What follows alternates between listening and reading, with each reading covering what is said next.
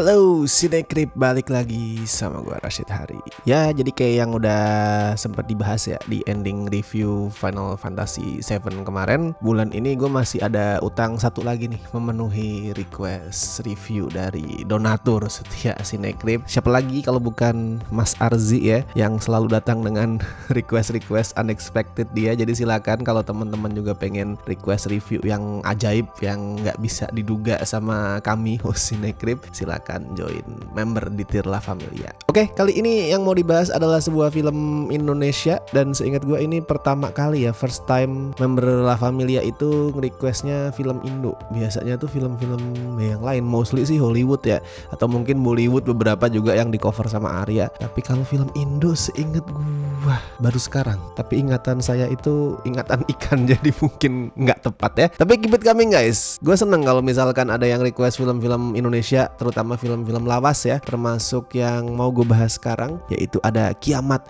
Sudah Dekat, yang versi film tapi ya, yang rilis tahun 2003, yang dibikin sama Deddy Mizwar dalam debut penyutradaraan dia. Dan karena film ini tuh populer, akhirnya dilanjutin jadi versi sinetron sampai 3 season tuh, tayang tahun 2005 sampai 2007. Dan kalau Deddy Mizwar itu debut sebagai sutradara di sini, Andre Taulany yang sekarang sudah terkenal banget ya, itu juga debut layar lebar. Waktu itu masih jadi vokalis Stinky, tapi ini bukan acting pertama ya, ini debut layar lebar, bukan acting pertama. Kalau acting di sinetron udah beberapa kali soalnya. Bisa ya lu Arzi tuh kepikiran request film begini, mana gue yang kebagian lagi. Padahal kan gue tuh kayak yang paling pusing kalau nonton film religi. Tapi coba kita bahas ya, apakah Kiamat Sudah Dekat ini emang layak dapat status legend, emang film religi yang stands out, yang spesial, atau ya udah nggak ada bedanya sama temen-temen dia sesama film religi yang terkesan menggurui, yang cuman ceramah. Kita bahas. Kalau ceritanya itu adalah tentang Fandi yang diperanin Andre Taulany, yang suatu hari itu apes karena sepatu dia dicolong bocah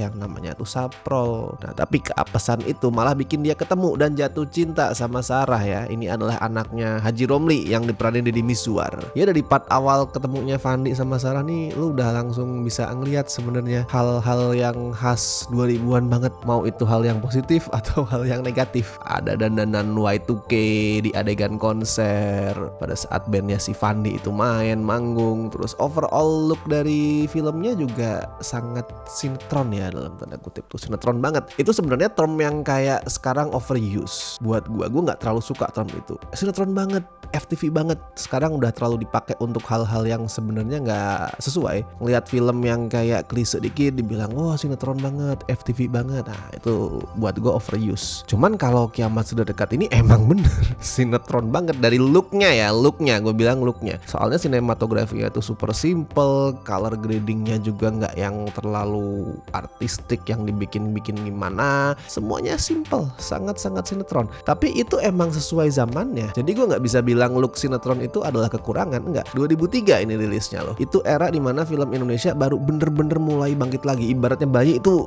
merangkak aja belum lah, baru belajar ngerangkak. Itu baru mulai bangkit. Thanks to judul-judul kayak ADC, terus Petualangan Sherina, Arisan, atau kalau mau mundur dikit ke 90-an akhir ada Kuldesak yang kayak ngebangkitin skena indie film Indonesia ya. Terus FFI juga baru ada lagi tahun 2004 setelah vakum sekitar 10 tahun, 1 dekade karena industrinya hancur pada saat 90-an. Jadi emang baru bangkit lagi film Indo. Jadi misal filmnya Kiamat Sudah Dekat ini sinetron banget tuh wajar. Pertama karena industrinya juga baru bangkit, dan yang kedua emang banyak penggiat-penggiat industrinya yang berasal dari sinetron. Soalnya kan pada saat film mati, sinetron tuh tumbuh tuh. Kemudian film mau bangkit lagi, ya udah banyak orang-orangnya tuh diambil dari orang-orang sinetron. Jadi kalau looknya sinetron banget, emang sesuai sama zaman ya. Balik ke cerita, intinya si Fandi itu nekat pengen nikahin Sarah yang sebenarnya udah mau dijodohin sama Farid, cowok yang lagi kuliah di Mesir. Dan jadilah si Haji Romli itu ngasih syarat ke si Rockstar kalau mau nikahin anaknya, belajar sholat, belajar ngaji, dan gongnya nih ya, belajar ilmu ikhlas.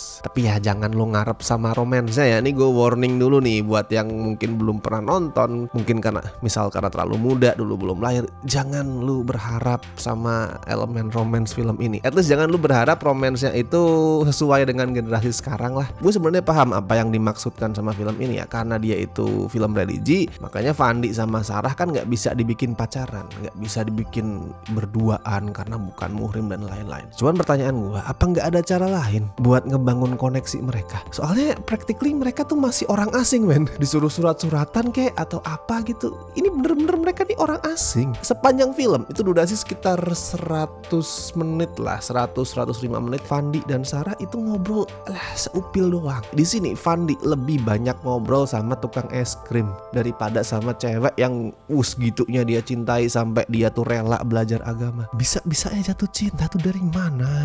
Kalau Sarah mungkin gue masih agak bisa melogiskan ya, karena kan di sini orangnya dia nggak pernah pacaran, bener-bener awam sama sosok laki-laki, dididik sama bapaknya itu sangat religius. Jadi pada saat dia ngelihat ada cowok sebegitu ngasih effort untuk dia, untuk mendapatkan hati dia dan bapaknya, si Sarah jadi tersentuh gitu. Oke, itu masih masuk akal. Cuman kan Fandi men lahir di Amrik, rockstar, banyak yang suka, terkenal, kok bisa jatuh cinta sebegitunya? Love at first sight, iya betul. Tapi kan habis itu harusnya ada proses-proses lain tuh yang bikin dia tuh terstimulus untuk ngasih effort yang lebih. Ini nggak ada, ngobrol aja nggak pernah. Sama ada part-part yang kalau dilihat sekarang itu termasuk freak sih. Jadi gini, kerjaan Sarah itu kan jemur baju tuh. Dia kayak seorang penjemur baju profesional. Setiap kali kita ketemu sama Sarah, hampir bisa dipastikan dia lagi jemur baju. Nah, suatu ketika bajunya ada yang jatuh, kalau nggak salah saya ingat gue. Jatuh gitu terus dipungut sama si Fandi. Dipungut, dicium.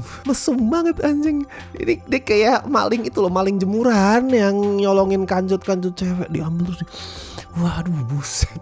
Dan lu tahu reaksinya si Sarah tuh apa pada saat ngeliat bajunya diendus-endus dari dalam kamar? Dia ngeliatin dari balik jendela terus, Mbak, lu lagi dimesumin sama orang asing.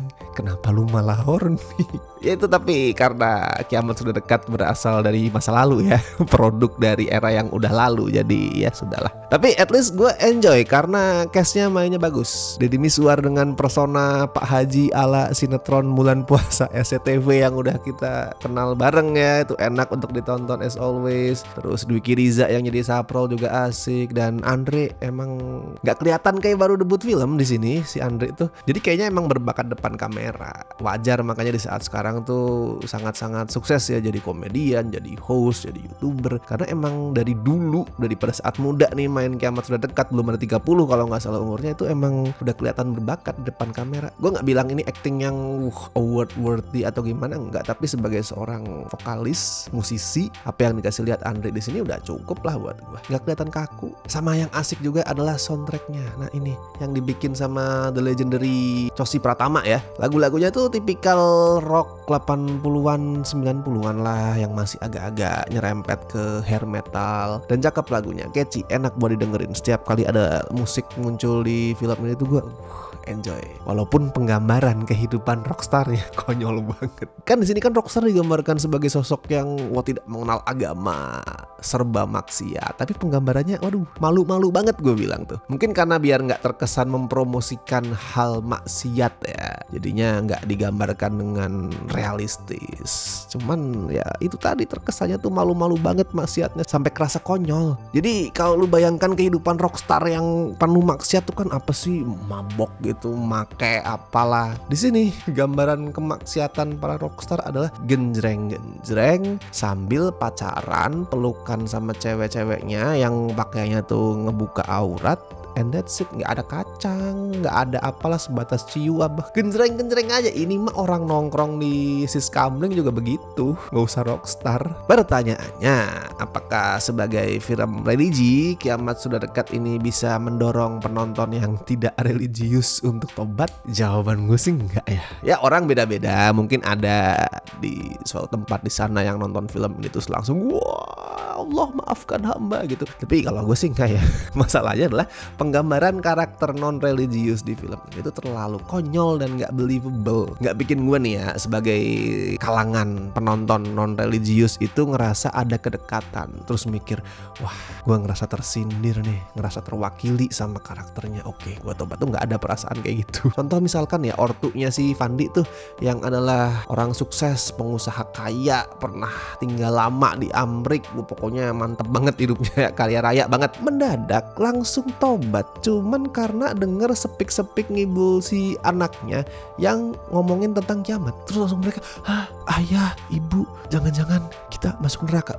Come on. Terus si Fandi juga di sini digambarin nggak tahu sunat itu apa, nggak tahu sholat itu apa, nggak bisa sholat wajar, tapi nggak tahu sholat itu apa, nggak tahu agama dia apa. Dia harus ngecek KTP untuk tahu agamanya apa dengan alasan yang ngurusin KTP selama ini sopir saya gitu. Tapi kan ya lu pasti tahu lah, se-nggak religius apapun lu, semaksiat apapun tindakan lu, sebatas agama di KTP pasti tahu lah. Bahkan ada temennya Fandi yang nggak tahu musola itu apa, lebih konyol lagi itu. Masjid, musola, lu pasti tahu. Bahkan kalau lu agamanya bukan Islam, lu pasti tahu itu apa. Mau lu lahir Amrik sekalipun, karena lu adalah keluarga Indonesia, lu pasti tahu kayak gitu. Hal-hal basic lah. Kalau misalkan disuruh Al-Fatihah nggak bisa, nggak pernah denger Al-Fatihah, nggak tahu bacaan Quran gimana, ya wajar. Tapi hal-hal basic kayak gitu men, yang lu nggak harus jadi Islam untuk tahu. Mungkin maunya satir ya, mungkin maunya satir, sindiran, makanya agak-agak hiperbola. Tapi ini bukan satir yang cerdas. Soalnya dia nggak bikin penonton mengidentifikasikan sesuatu yang absurd yang disatirkan di film itu ke hal-hal yang sangat real di kehidupan nyata. Cuman Kiamat Sudah Dekat ini punya keunggulan yang sangat gue apresiasi, yang nggak dipunya sama kebanyakan, gue nggak bilang semua ya, tapi sama kebanyakan film religi Indonesia sekarang, apalagi yang populer-populer. Ini film emang terlalu menyederhanakan beberapa isu dan konfliknya tentang agama ya, itu betul. Tapi dia sama sekali nggak menggurui, nggak ada ceramah berlebihan yang kayak mengkafir-kafirkan orang atau nyumpain lu masuk neraka dan lain-lain, tuh nggak ada yang secara berlebihan kayak gitu. Terus ceritanya juga nggak yang terlalu dramatis ya, simple ceritanya dan tanpa ada poligami. Ini era dimana film religi itu ya udah sebatas cerita sederhana sehari-hari yang kemudian ada pesan agamanya, ada pesan moralnya. That's it, simple. Masih yang dalam tanda kutip ya, in a good way itu naif polos. Dia belum jadi alat untuk menormalisasi fetish atau keburukan apapun itu atas nama agama, which is itu sangat sering terjadi ya di film religi zaman sekarang, sayangnya. Jadi di luar semua kekurangan yang tadi gue bahas, kekonyolan penggambaran karakternya, romance yang begitulah, kalau di compare sama film religi sekarang, Kiamat Sudah Dekat lebih bagus. Oke, kalau skor ya buat Kiamat Sudah Dekat ya bisa lah gue kasih 6 dari 10. Jadi thank you banget Arzi sudah meminta request film ini. Silakan datang lagi dengan request-request yang ajaib lainnya. Dan buat teman-teman yang pengen bisa request juga, silakan join membership di Tirla Familia. And thank you banget buat teman-teman lain juga yang masih setia bergabung di Tirla Familia atau di Tir Besti, Tir Sobat. Pokoknya thank you so much. Oke, gua Rashid Hari, sampai ketemu di review-review berikutnya.